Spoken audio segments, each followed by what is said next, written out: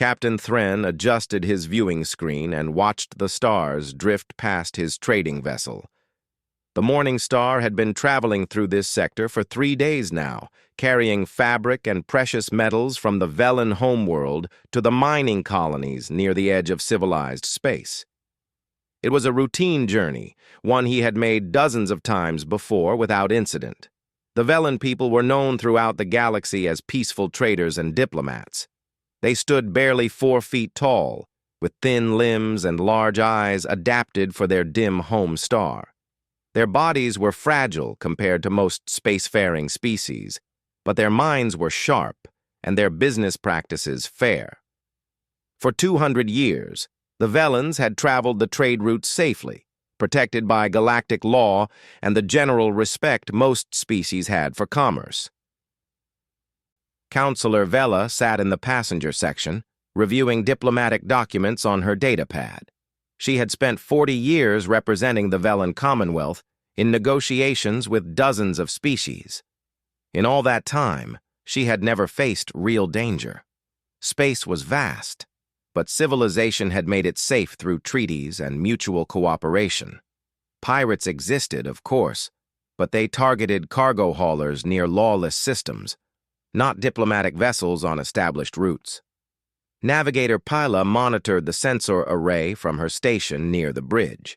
She was young for a Velen, barely 20 standard years old, and this was only her 5th voyage off the homeworld.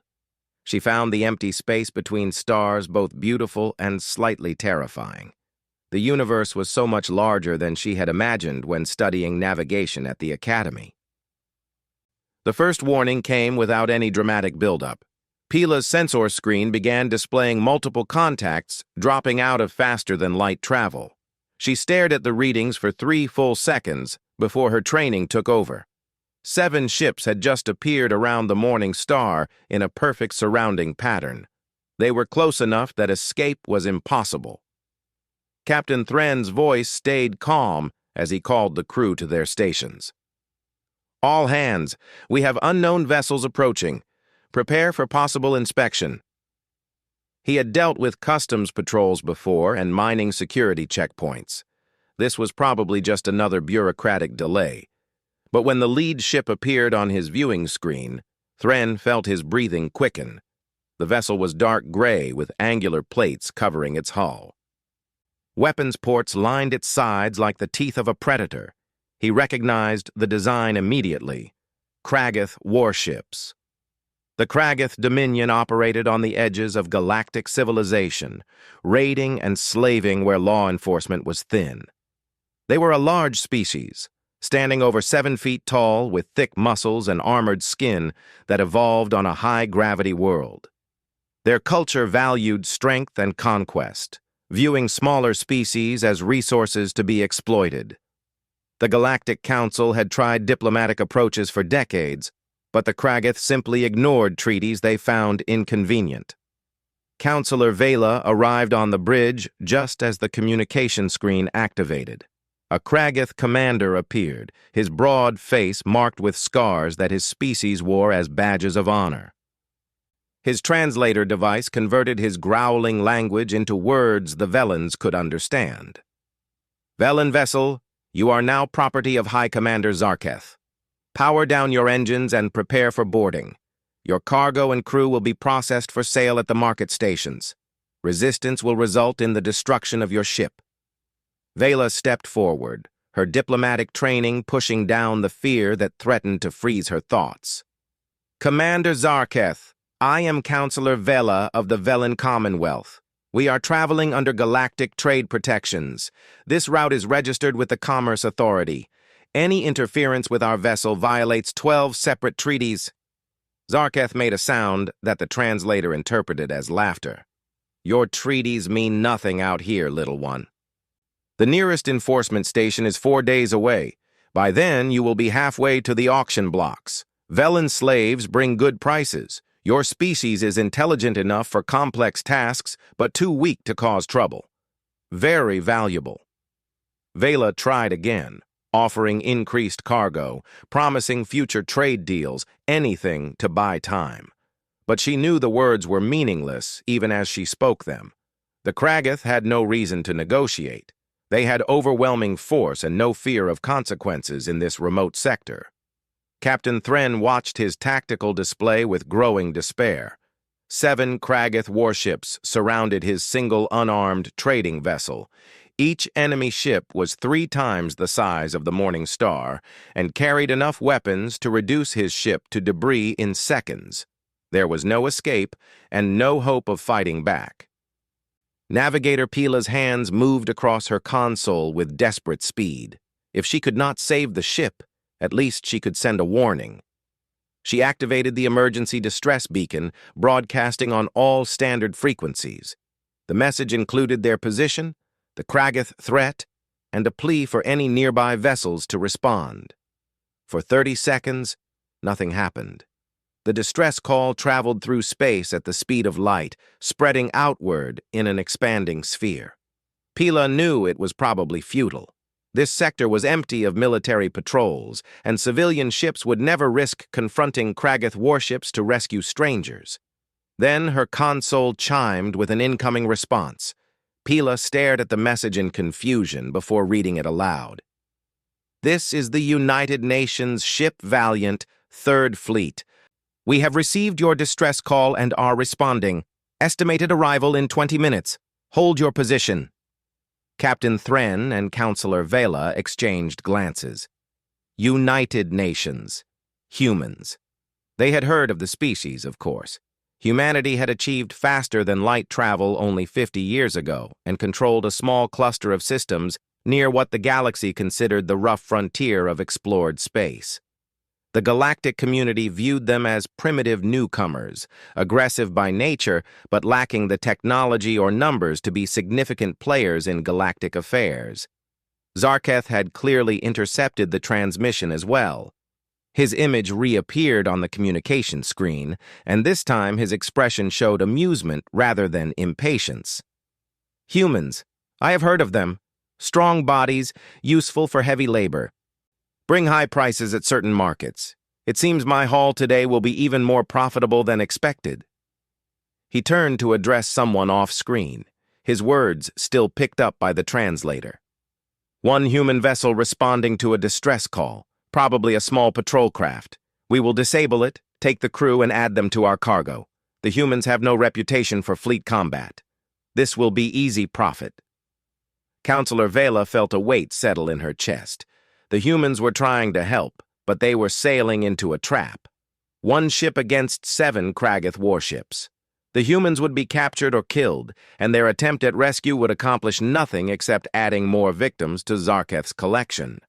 She returned to the communication console and tried to send a message to the human vessel, warning them away, explaining that the situation was hopeless.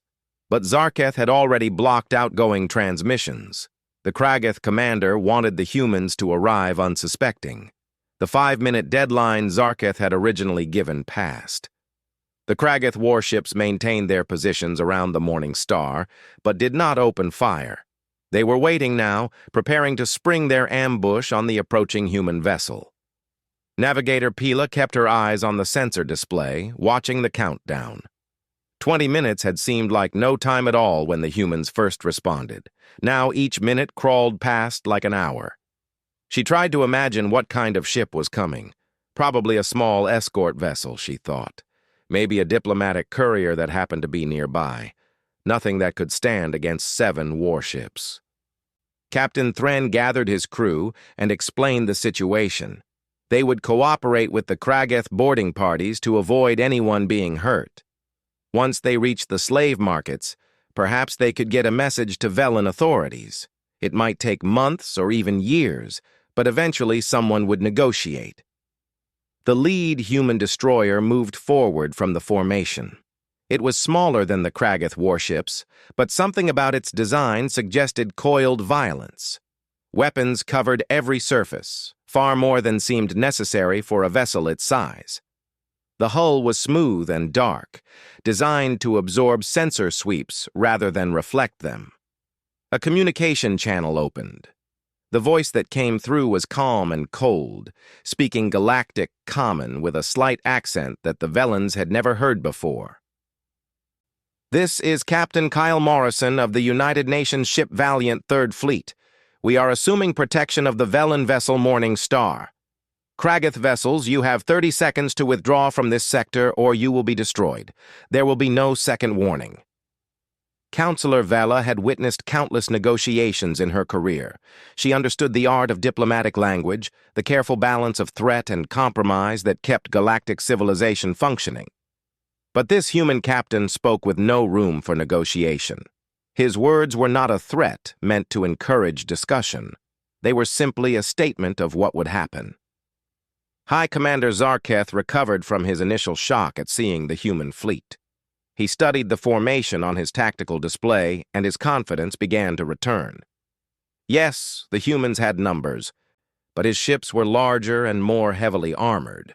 His weapons had proven effective against dozens of species over the years. He had fought battles against galactic peacekeeping forces and won through superior firepower and willingness to accept casualties.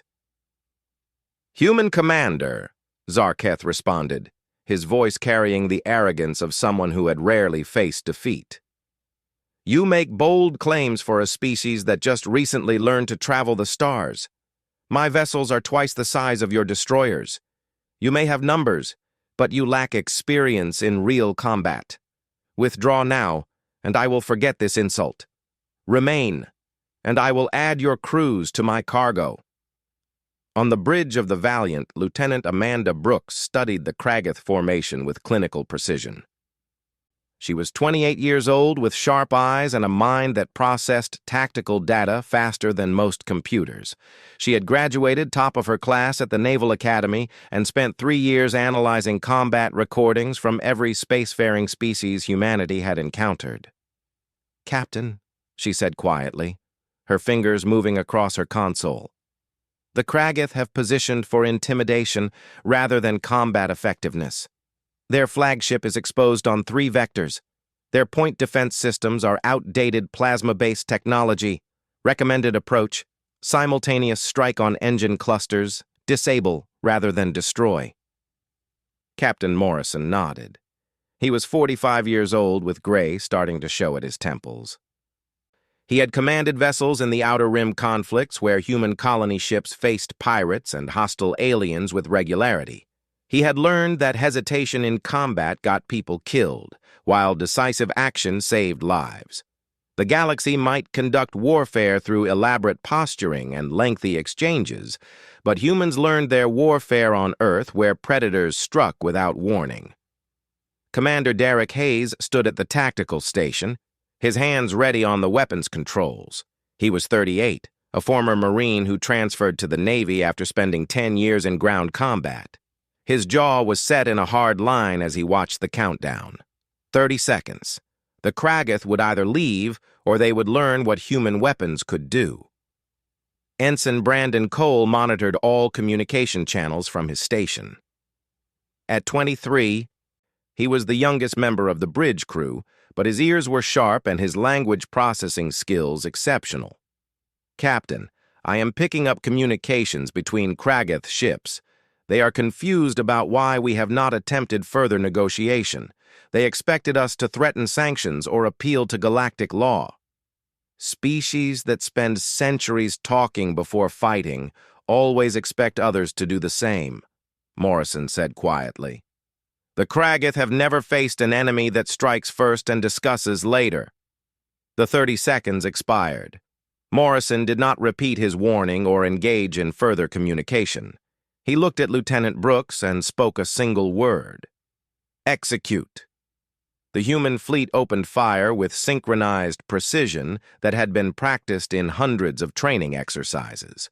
Magnetic accelerator cannons, developed from technology humanity used to launch spacecraft before achieving faster-than-light travel, hurled projectiles at a percentage of light speed.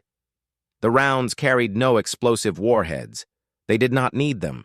The kinetic energy alone was devastating. Kragath shields, designed to disperse plasma weapons and deflect energy beams, proved completely ineffective against solid projectiles moving at relativistic speeds. The magnetic rounds punched through defensive barriers as if they did not exist, and slammed into hull plating with catastrophic force. Missile swarms followed the initial barrage. Unlike the simple explosive projectiles most species used, human missiles contained individual guidance systems that allowed each warhead to think and adapt. They swarmed around point defense fire, coordinated their approaches, and struck weak points in enemy armor with surgical precision. Directed energy weapons added to the assault. Human laser technology used adaptive focusing systems that adjusted beam intensity based on target composition. The weapons analyzed Kragath armor in microseconds and calibrated their output to achieve maximum penetration. The first Kragath warship went dark 90 seconds into the engagement. Its engines exploded in a cascade of secondary detonations. Life support failed, and the massive vessel began tumbling through space. The second ship lasted another 30 seconds before suffering the same fate. The third took damage to its weapons arrays and bridge, leaving it disabled but intact. Commander Derek Hayes worked his controls with the efficiency of long practice. He targeted engine clusters and power junctions, crippling ships without destroying them completely. Human military doctrine emphasized precision over excessive destruction. Dead enemies could not surrender or provide intelligence. Disabled enemies could be captured and questioned. Navigator Pila watched from the morning star with her mouth open in shock. She had studied military history at the Academy, reviewed famous battles from dozens of species. Combat in space was supposed to be slow and methodical. Shields absorbed initial attacks while ships maneuvered for advantage. Battles lasted hours, sometimes days, as opposing forces wore each other down through attrition. The human attack lasted less than 3 minutes. 3 Kragath warships were completely disabled, 2 more were heavily damaged, and the remaining vessels were in disarray. The Kragath had not even managed to fire more than a handful of shots in response, and those few attacks splashed harmlessly against human defensive systems. High Commander Zarketh stared at his tactical display in disbelief. Half his fleet was destroyed or crippled. The human weapons technology exceeded anything in his experience. His shields had failed to stop their attacks. His armor had been penetrated as if it were paper. His carefully assembled raiding fleet, which had terrorized this sector for 2 years, was broken in minutes. He gave the order to withdraw. His remaining ships broke formation and began powering up their faster-than-light drives. If he could escape, he could report this encounter to the Dominion and warn them that humans were far more dangerous than intelligence reports suggested. But Captain Morrison had anticipated the retreat attempt. "Lieutenant Brooks, disable their jump drives. I want them alive for questioning." Amanda Brooks had already calculated firing solutions. Her fingers danced across her console, and the Valiant's weapons spoke again. Precisely targeted shots struck the faster-than-light drive systems on each Kragath vessel. The weapons were still intact. The ships could still maneuver on conventional engines, but they could not escape into faster-than-light travel. They were trapped. Counselor Vela felt her legs give out, and she sat down heavily in her chair. She had witnessed something that should not be possible. A species that had been traveling the stars for only 50 years had just destroyed a Kragath raiding fleet with casual efficiency. The humans had not shown anger or battle fury. They simply attacked with the same calm professionalism that Velans used for commercial transactions. Captain Thren stood beside her, equally stunned. "Did you see how fast they moved? The coordination between ships? That takes decades of training to achieve. How did they develop such tactics in such a short time?" Vela shook her head slowly. She had no answers. Everything she knew about galactic civilization suggested that new spacefaring species should be awkward and inexperienced in their early centuries of expansion. They should make mistakes, suffer defeats, and gradually learn the art of space combat through painful experience. But humans fought as if they had been doing it for thousands of years. Their weapons were frighteningly effective. Their tactics were brutal in their efficiency. And most disturbing of all, They showed no hesitation or doubt. They identified an enemy, eliminated that enemy, and moved on as if large-scale combat was just a Commander Derek Hayes led the Marine boarding teams with practiced efficiency. His armored suit was lighter than what most species used for combat operations, but human materials technology allowed protection without the bulk. He moved through the damaged Kragath vessel with his weapon ready, scanning for threats, while simultaneously searching for survivors. The Kragath warriors they encountered were confused and injured. These beings stood over 7 feet tall with thick armored skin, but the human weapons had torn through their ship's structure and left many of them wounded. Derek's team secured each compartment quickly, disarming the Kragath and directing them toward evacuation points. The Marines showed no fear, despite being physically smaller than their captives. They moved with confidence that came from knowing they were the most dangerous beings in any room. Back on the Morning Star, Captain Morrison established a communication channel with the Velen vessel. His voice, which had been cold and hard during combat, now carried warmth and genuine concern. "Captain Thren, this is Captain Morrison. The Kragath threat has been neutralized. Is your crew safe? Did your vessel sustain any damage during the standoff?" Captain Thren took a moment to find his voice. "We are unharmed, Captain Morrison. The Kragath did not have time to fire on us before your fleet arrived. I must express my gratitude for your intervention. We had no hope of escape or defense." "No thanks are necessary," Morrison replied. "We received a distress call and responded. That is what any decent civilization should do. I am sending an engineering team to inspect your ship and ensure all systems are functioning properly. If repairs are needed, my crew will handle them at no cost to you." Counselor Vela stepped forward to the communication console. "Captain Morrison, I am Counselor Vela of the Velen Commonwealth. Your assistance has saved our lives, but I must ask why a human fleet of such size was in this sector. Our intelligence suggested that human vessels rarely patrol this far from your territory." There was a pause before Morrison answered, and Vela thought she detected slight amusement in his voice. "The Third Fleet was conducting training exercises 3 systems away when we received your distress signal. We maintain ready response capability throughout this region. Your government may not be aware, but humanity has been expanding our patrol routes over the past year." Training exercises. They had brought what looked like a full invasion force to conduct training exercises. Vela felt another piece of her understanding of the galaxy shift and crack. The established species carefully manage their military assets, keeping fleets near home systems and critical trade routes. The idea of deploying such firepower simply for practice suggested resources and military capacity that did not match what the galactic community believed about humanity. 20 minutes later, Chief Engineer Lisa Grant boarded the Morning Star with a team of 3 technicians. She was 41 years old, with strong hands and a practical manner that came from 15 years maintaining warships under combat conditions. She wore a simple pressure jacket rather than a full environmental suit, comfortable in conditions that would exhaust most species. Navigator Pila met the human engineering team at the airlock. She stared at Lisa with open fascination. The human woman stood 5 feet 6 inches tall, which made her a giant by Velen standards. But it was not just her height that impressed Pila. Lisa moved through the Morning Star's corridors with easy confidence, despite the gravity being set 20% higher than Earth standard. She did not seem affected by the weight that would quickly tire most species.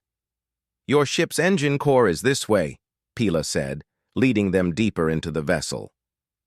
"We did not sustain direct damage, but our systems registered some fluctuations when the Kragath vessels powered up their weapons. Captain Thren wants to ensure everything is functioning before we continue our journey." Lisa pulled out tools that looked heavy and industrial compared to the delicate instruments Velens used for repairs. She began scanning the engine systems with practiced efficiency, occasionally making small adjustments or tightening connections that had loosened from the stress of the situation. "Your engine design is solid," Lisa commented as she worked. "A bit fragile for my taste, but elegant. Velen engineering favors efficiency over durability. Makes sense for a species that operates mostly in safe space. Pila watched the human engineer work, noting how Lisa handled components that would require two Velens to lift. Forgive my curiosity, but your strength is remarkable. Is it common among humans to be so physically capable? Lisa glanced at the young Velen and smiled. I suppose, compared to your people, we must seem strong. But honestly, I am pretty average for a human female. The Marines you saw boarding the Kragath ships, those guys are the really strong ones. They train for combat operations, so they are built for it. The casual way Lisa dismissed her own capabilities as average disturbed Pila more than boasts would have. This human considered herself ordinary, yet she moved through conditions that would challenge most species without any apparent effort. Ensign Brandon Cole accompanied the engineering team, ostensibly to handle communications, but mostly because Captain Morrison thought having a friendly presence would help the Velens feel more comfortable. Brandon was young and naturally talkative, which made him good at first contact situations. This is my first time working with Velens, Brandon said as he helped Pila monitor the engine diagnostics. Your species has a reputation for fair dealing and honest trade. That is rare in the galaxy, from what I have learned. Pila appreciated the compliment, but found herself more interested in understanding these humans who had just demonstrated such frightening military capability. May I ask you questions about humanity? We know very little about your people. The Galactic database lists Earth as a death world, but I do not understand what that classification means. Brandon looked surprised by the question. Death world? I guess that is technically true. Earth has higher gravity than most inhabited planets. Our atmosphere has a lot of oxygen, which is pretty reactive. We have extreme weather patterns and large predators. But humans just call it home. We do not really think of it as particularly dangerous. But the classification suggests that most species could not survive on your world without significant environmental protection, Pila pressed. How did your species evolve in such conditions? By adapting, I suppose, Brandon said with a shrug. Humans evolved alongside predators that hunted us. We learned to hunt them back. We developed endurance running to chase prey over long distances. We learned to use tools because we did not have natural weapons like claws or armor. I guess when you grow up on a planet where everything is trying to eat you, you either adapt or go extinct. The simple way Brandon described what sounded like nightmare conditions made Pila reassess everything she thought she knew about human history. These beings evolved in an environment of constant danger, where weakness meant death and strength meant survival. No wonder their approach to combat was so ruthlessly efficient. They had been practicing warfare for their entire evolutionary history. Counselor Vela arrived in the engine room, drawn by the sound of conversation. She wanted to observe these humans up close and try to understand what kind of species had just reshaped her view of galactic power dynamics. Counselor, Lisa said, noticing the older Velen's arrival. Your ship is in good condition. No damage from the incident. However, I noticed your power distribution system could be more efficient. If you would like, I could upgrade a few components. It would improve your faster-than-light drive performance by about 8%. Vela considered the offer carefully. That is generous, Chief Grant. But I must ask what humanity would want in return for such assistance. In my experience, no species offers help without expecting something back. Lisa looked genuinely confused by the question. In return? Nothing. You sent a distress call and we responded. Making sure you can continue your journey safely is just part of the job. Besides, the upgrades are minor. Would take maybe an hour to install. The concept of assistance without expectation of payment or favor was foreign to Velen diplomatic experience. Every interaction between species involved careful calculation of advantage and benefit. But this human engineer seemed honestly puzzled by the suggestion that she might want something in exchange for her help. Captain Morrison contacted the Morning Star again, this time requesting to speak with Counselor Vela directly. "Counselor, if you are willing, I would like to invite you aboard the Valiant. I think a conversation between our peoples would be beneficial. You clearly have questions about humanity, and I have questions about Velan perspectives on galactic affairs." Vela agreed, curious despite her nervousness about boarding a human warship.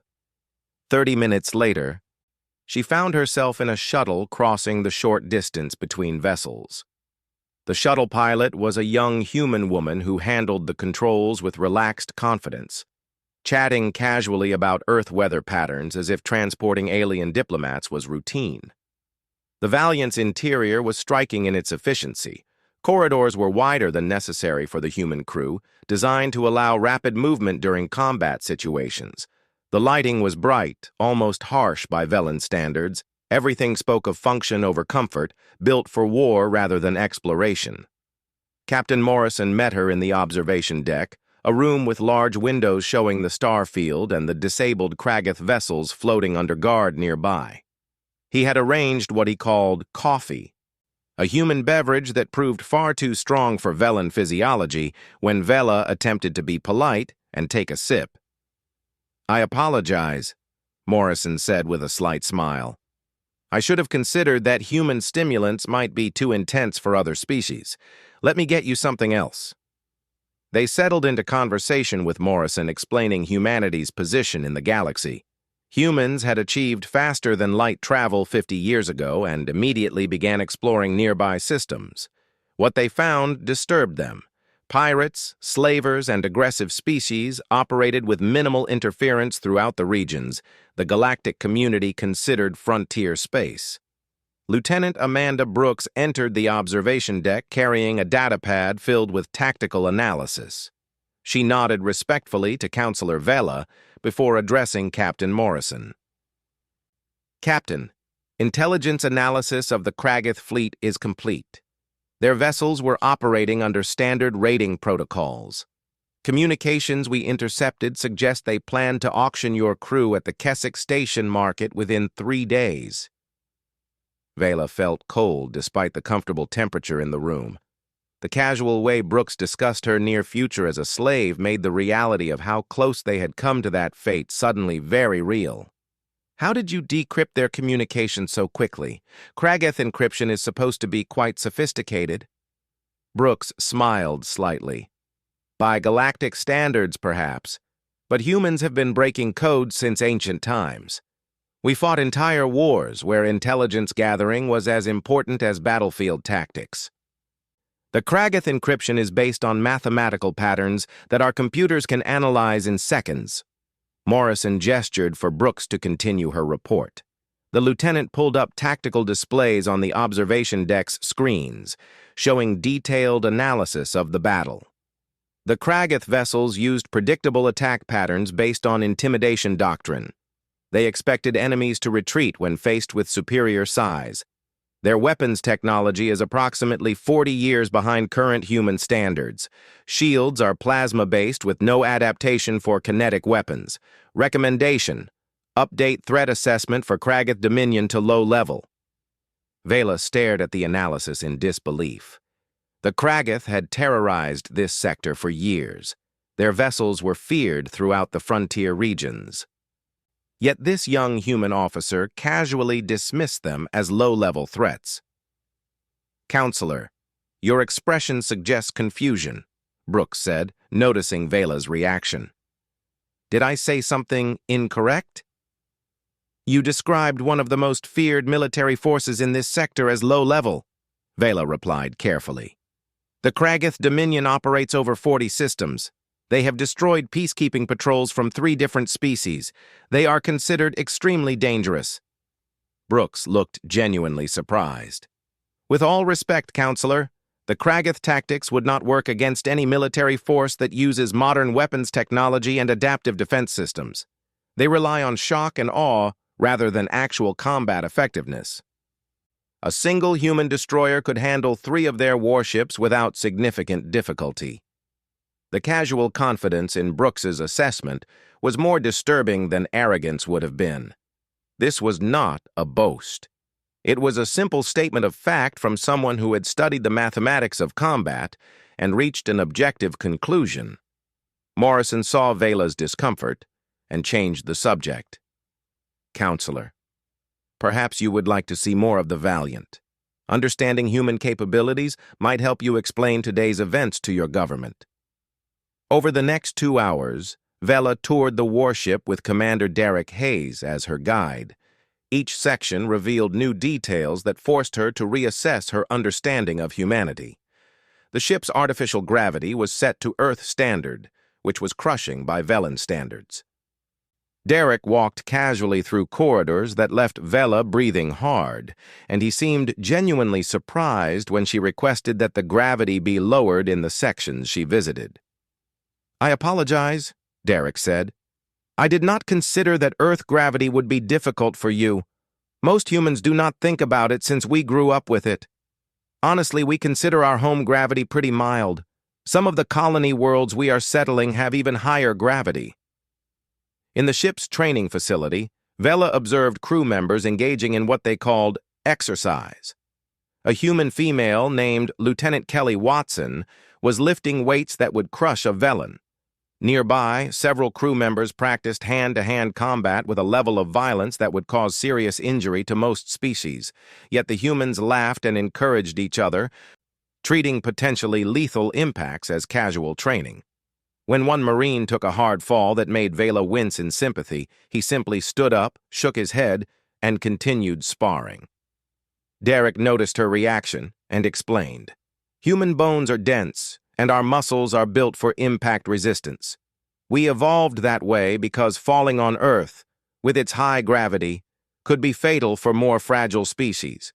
We also heal relatively quickly from injuries that would permanently disable others." The medical bay provided more revelations. Chief Medical Officer Greg Palmer was treating both Kragath prisoners and Velan crew members who had suffered stress-related issues during the crisis. His approach to medicine reflected the same combination of capability and compassion that Vela had observed throughout the ship. "The Kragath physiology is interesting," Palmer commented as he worked on a warrior with severe burns from an exploding console. "Very robust cardiovascular system, high pain tolerance, but their medical knowledge is surprisingly limited. They treat injuries with crude chemical compounds rather than cellular regeneration techniques." Vela watched the human doctor work on the same being who had planned to sell her into slavery, treating him with the same care he would give a human patient. "Dr. Palmer, why do you help them? They are your enemies." Palmer looked up from his work, seeming confused by the question. "They were our enemies during combat. Now they are injured beings who need medical care. The two situations are not connected in my mind. We fight when we must, but we do not hate. Hatred makes you do stupid things in battle." Navigator Pila had spent the time exploring the Valiant with Ensign Brandon Cole as her unofficial guide. The young human was patient with her endless questions and seemed to enjoy explaining human culture. They stood in the communications center, where Brandon handled his duties while chatting with Pila about Earth. "What was it like growing up on a death world?" Pila asked. "Were you afraid all the time?" Brandon laughed. "Afraid? No, Earth is home. Sure, we have dangerous animals and extreme weather, but humans are pretty good at managing those threats. We built cities that can withstand earthquakes and storms. We learned which animals to avoid and which we could hunt. I grew up in a place called Colorado, in the mountains. Beautiful area. Cold in winter, but humans like challenges."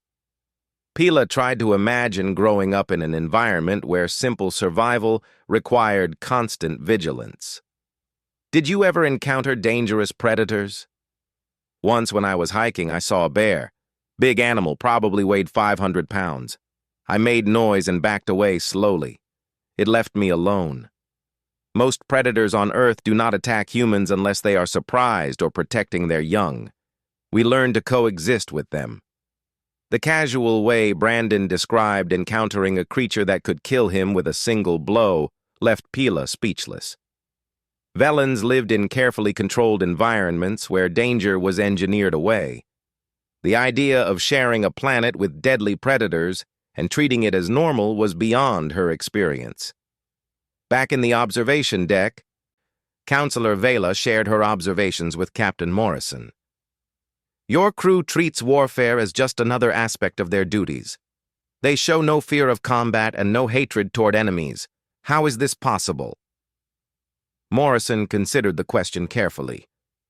Humans spent our entire history fighting wars, Counselor. Sometimes for good reasons, sometimes for terrible ones. We learned that soldiers who fight from hatred make mistakes and commit atrocities. Professional warriors fight because it is necessary, not because they enjoy it. We train our people to be effective in combat while maintaining their humanity. But the transition from peaceful interaction to lethal violence happens so quickly with humans, Vela said. One moment you were speaking calmly to the Kragath. The next you were destroying their fleet. There was no escalation, no warning period. Warning them would have given them time to harm you or escape, Morrison replied. When violence is necessary, hesitation only increases casualties. We gave them 30 seconds to withdraw. They chose to stay.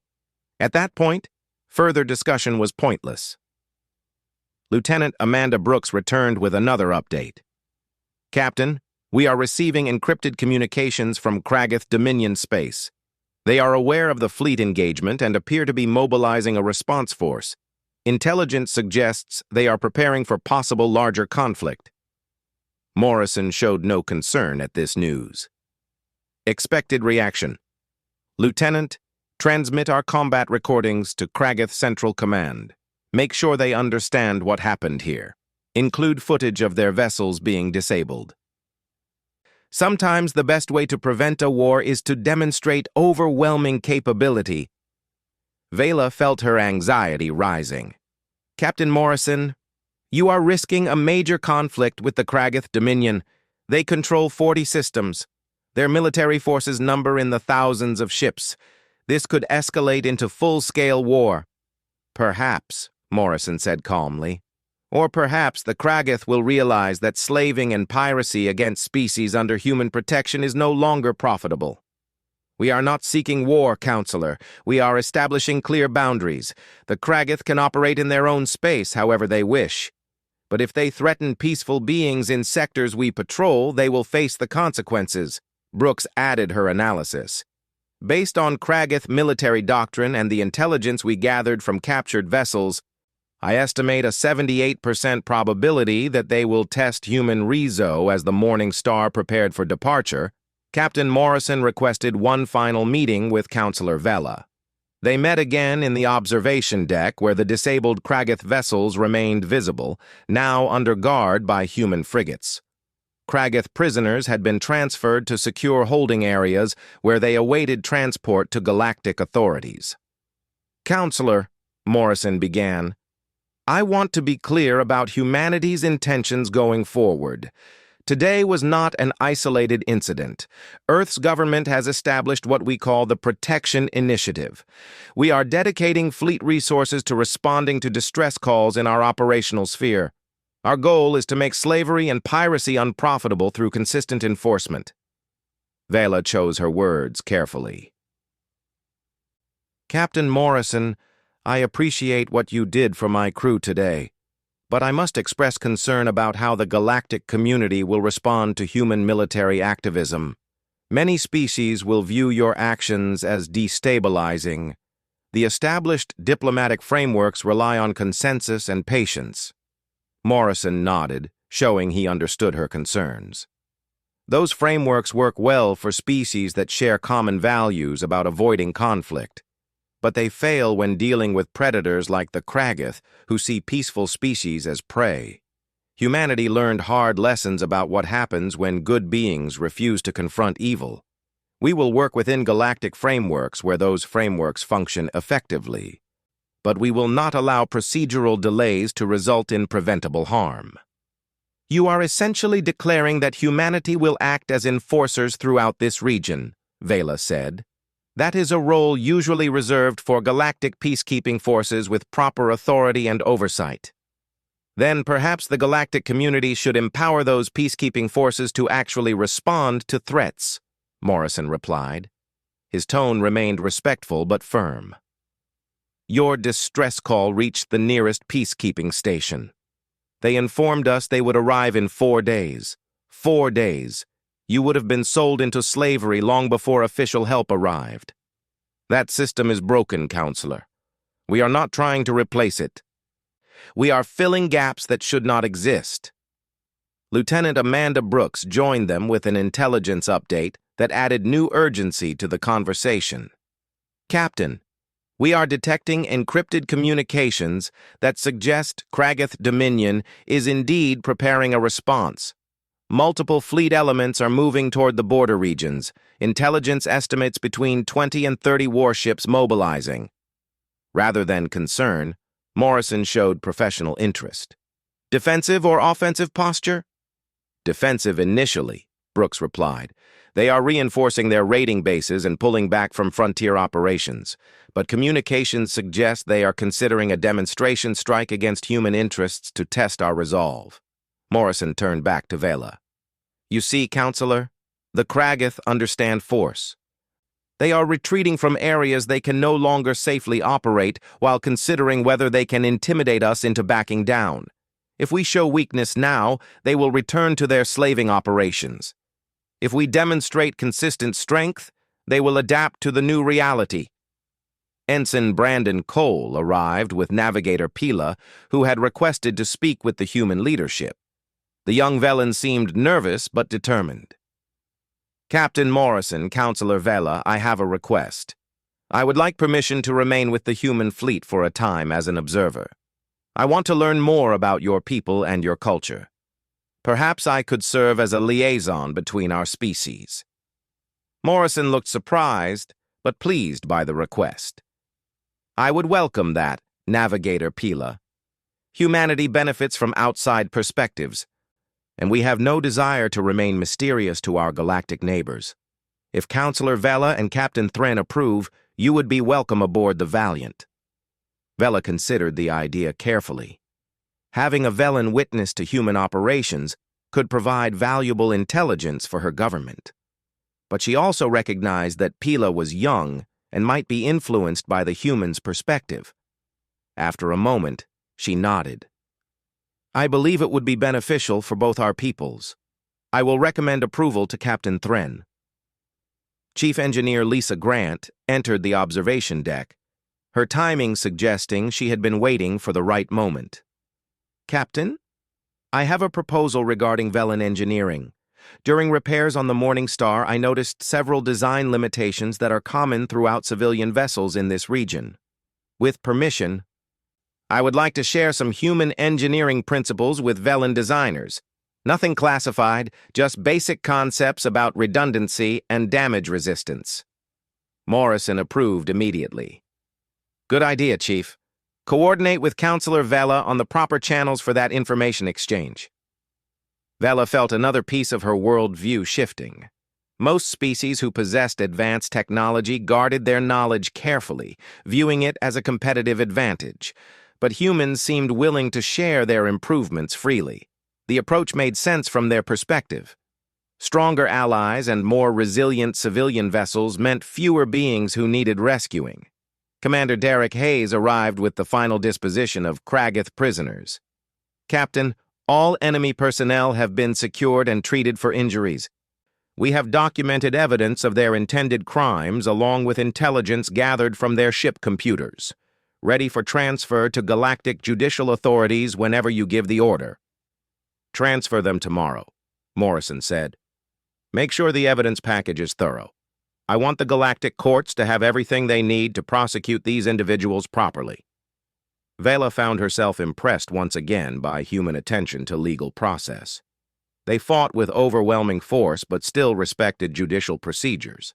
They could have simply executed the Kragath or abandoned them, but instead they carefully documented crimes and prepared evidence for trial. As their meeting drew to a close, Captain Morrison walked Vela to the shuttle that would return her to the Morning Star. Counselor, I know today has challenged your understanding of how galactic civilization should function. I am not asking you to abandon your values or your belief in diplomatic solutions.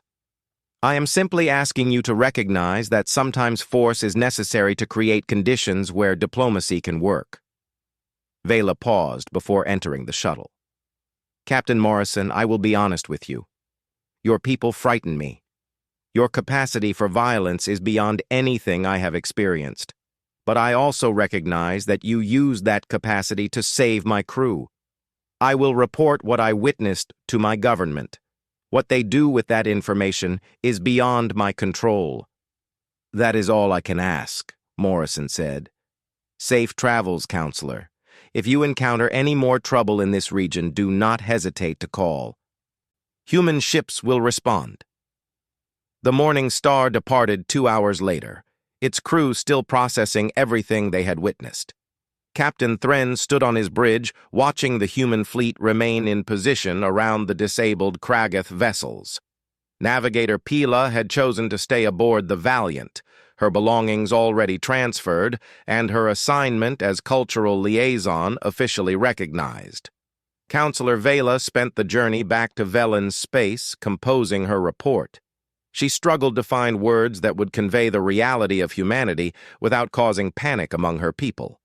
The galaxy had unknowingly allowed apex predators to join galactic civilization, beings who viewed extreme violence as a reasonable tool while simultaneously offering protection to those they considered vulnerable. Her report detailed the battle, the human capabilities, and the philosophical divide between human direct action and galactic diplomatic tradition. But she also included observations about human kindness, their respect for life even among defeated enemies, and their genuine desire to protect peaceful species from predators. The final section of her report contained her recommendations. The Velen Commonwealth should establish formal diplomatic relations with humanity immediately. These beings will reshape galactic civilization whether we engage with them or not. Better to influence that process than to stand aside and hope they conform to our expectations. The humans are not going to change their fundamental nature. They will continue to respond to distress calls with overwhelming force. They will continue to challenge species who profit from slavery and piracy. The question is whether we join them in that effort or remain on the sidelines. Back on the Valiant, Captain Morrison reviewed reports from his fleet. The disabled Kragath vessels had been secured and would be towed to the nearest salvage facility. Prisoners were documented and awaiting transfer. All human ships reported 0 casualties and minimal ammunition expenditure. The entire operation, from distress call to resolution, had taken less than 4 hours. Lieutenant Amanda Brooks provided her final analysis. Captain, intelligence suggests our combat recordings have been widely circulated among Kragath Command.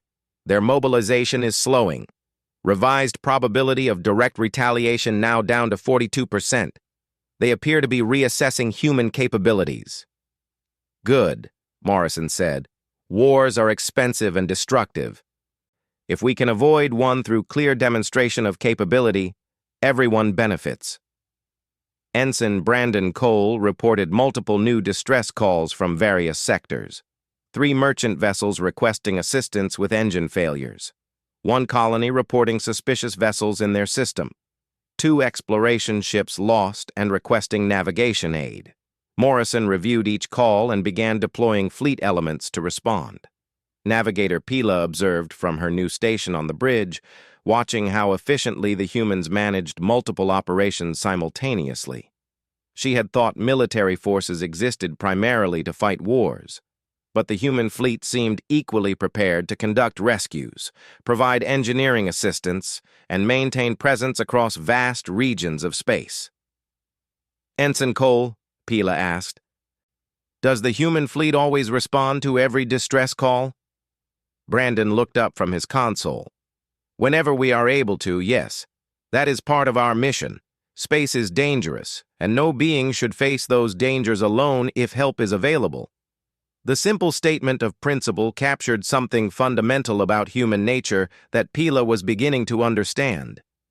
These beings evolved in an environment of constant threat, and their response was not to hide or retreat, but to band together and protect each other. Now they were extending that protective instinct to species they had just met. 3 days later, the Morning Star arrived at a Velan trade station where Councillor Vela's report was transmitted to the Commonwealth government. The reaction was immediate and divided. Some officials viewed human military activism as dangerous interference in galactic affairs. Others recognized that humanity had demonstrated capabilities that could reshape the balance of power throughout explored space. Emergency sessions were called. Ambassadors contacted Earth's diplomatic corps. Intelligence agencies scrambled to gather more information about human military forces. The debate would continue for months, but certain facts were undeniable. Humanity commanded fleet resources that rivaled the largest galactic powers. Their weapons technology exceeded current defensive capabilities, and they had declared their intention to protect peaceful species from aggression regardless of diplomatic complications. Back in the sector where the battle had occurred, the Valiant continued its patrol. Captain Morrison stood on his bridge, reviewing the next set of distress calls. A mining operation needed medical evacuation. A research station requested assistance with equipment failure. An independent freighter reported possible pirate activity nearby. All ships, new orders, Morrison transmitted to his fleet. Deploy by division to respond to the following situations. Remember, we represent humanity out here, professional, effective, and always ready to help those in need. The human fleet split into smaller task forces, each heading to assist beings who had sent calls for help into the void of space. Some of those beings knew they were calling humans. Others had no idea what kind of ship would respond, but they would all learn the same lesson that Councillor Vela learned. When you send a distress call in human-patrolled space, the Death Worlders will answer. They will arrive with overwhelming force. They will eliminate threats with terrifying efficiency. And then they will make sure you get home safely, offering repairs and assistance without expectation of payment or favor. The galaxy was learning what it meant that Earth had joined the interstellar community. The species that evolved on a world where survival required constant vigilance had brought those same protective instincts to the stars. They did not ask permission to defend the vulnerable. They simply did it because, in their view, that was what any decent civilization should do. Far away on Earth, military planners reviewed the engagement reports from the Valiant. They noted the effectiveness of human weapons against Kragath shields. They analyzed the tactical decisions that allowed total victory with 0 casualties. They updated their threat assessments and deployment strategies. But they also noted something else in the reports. Multiple species were now requesting information about human diplomatic initiatives. Trade discussions were increasing. Several governments had expressed interest in mutual defense agreements. The Protection Initiative was achieving its goal not through conquest or intimidation, but through consistent demonstration that humanity would defend those who could not defend themselves. Admiral Patricia Clark, commander of Earth's Third Fleet, read Morrison's report with satisfaction. She added her own notes before forwarding it up the chain of command. Today's engagement demonstrates the validity of the Protection Initiative doctrine. Clear capability combined with restraint and genuine concern for civilian welfare creates trust faster than years of diplomatic negotiations. Recommend expanding patrol routes and increasing fleet presence in frontier regions. The galaxy is watching. We need to show them who humanity really is. The report concluded with a simple observation that would be quoted in military academies for generations. We did not come to the stars to conquer. We came to explore and grow. But we brought our weapons because we learned long ago that peace is only possible when those who would disrupt it understand the cost. Today, the Kragath learned that cost. Tomorrow, others will learn that humanity keeps its promises. We will answer every distress call. We will protect those who cannot protect themselves. And we will do it not because we seek glory or profit, but because it is the right thing to do. On the bridge of the Valiant, Captain Kyle Morrison looked out at the stars and allowed himself a small smile. Humanity had joined galactic civilization less than a century ago. They were still learning, still adapting, still figuring out their place among the stars. But one thing was already clear. The Death Worlders had arrived, and the galaxy would never be the same. Solve with a limited strike. Recommend positioning additional fleet assets in this region. Morrison nodded. Already arranged. The Fifth Fleet is moving into position. If the Kragith want to test us, we will be ready. The casual way these humans discussed potential war with a major power disturbed Vela deeply. They were not scared or uncertain. They had already war-gamed the scenarios and developed responses. Human military planning assumed conflict was always possible, and preparation was continuous. Chief Engineer Lisa Grant arrived with her final report on the Morning Star. All repairs complete, Captain. I also upgraded their power distribution system and reinforced their hull integrity in 3 weak points. The Velen ship is actually more space-worthy now than before the incident. Vela realized that despite her fears about human military capability, these same humans had treated her crew with kindness and generosity. They fought with terrifying efficiency, but showed genuine concern for those they protected. The contradiction was difficult to process. We spent 10,000 years fighting wars on Earth, Morrison said quietly. Wars over resources, territory, ideology, and religion. We nearly destroyed ourselves multiple times, but we survived by learning hard lessons about the cost of allowing evil to go unchallenged. When we reached space and saw slavery being practiced openly, saw peaceful beings like your people threatened by predators like the Kragith, we knew we could not stand by. Vela listened carefully, trying to understand this species that seemed to view morality as absolute rather than negotiable. Captain Morrison, I must be direct with you. Your intervention here was effective, but it violated numerous protocols for handling piracy situations. The galactic community has established procedures for these matters: economic sanctions, diplomatic pressure, peacekeeping forces that respond through official channels. Morrison nodded slowly. I understand those procedures exist, but they did not help you today. The Kragith had you surrounded and were preparing to sell your crew into slavery. If we had followed proper channels and requested permission to intervene, you would have been gone long before any official response arrived. The simple truth of his words left Vela without an immediate answer. He was right. The careful diplomatic systems that governed galactic civilization had no answer for immediate violent threats. Those systems assumed everyone valued stability enough to avoid direct conflict. The Kragith clearly did not share that value. Another routine task. On the bridge of the Valiant, Captain Morrison opened a fleet-wide channel. All ships, begin rescue operations. I want every Kragith crew member off those disabled vessels before life support fails. Medical teams prepare to receive casualties. Marine detachments, prepare for boarding actions. Ensign Brandon Cole looked up from his console in confusion. Captain, we are rescuing the Kragith.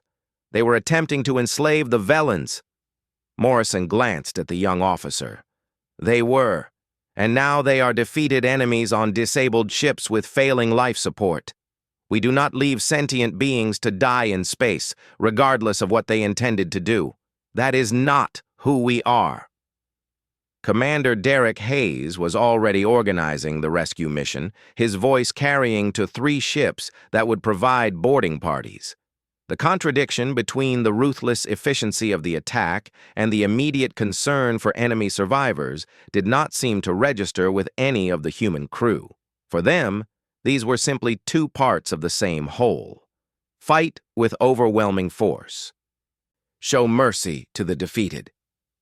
Both actions were equally natural to human thinking. The human Marines began boarding the disabled Kragath vessels within minutes, for their release. It was a thin hope, but it was all they had. The minutes ticked down. 15. 10. 5. The Kragath ships powered up their weapons, ready to disable the human vessel the moment it arrived.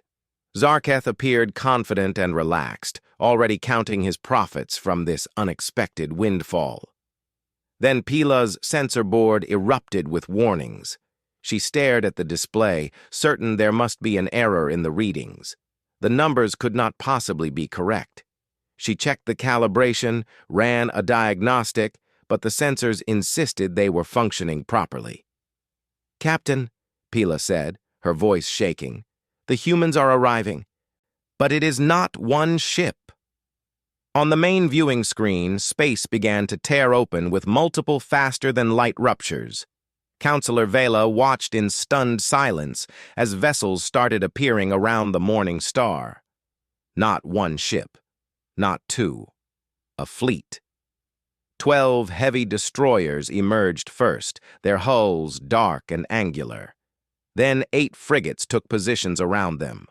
4 massive carriers followed, and finally 2 dreadnoughts appeared, each one larger than 3 Kragath warships combined.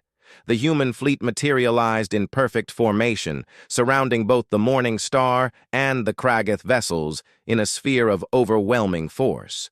High Commander Zarketh's expression changed from amusement to shock. His intelligence reports had never mentioned that humans could field such numbers. Whatever species he thought he was dealing with, this was something entirely different.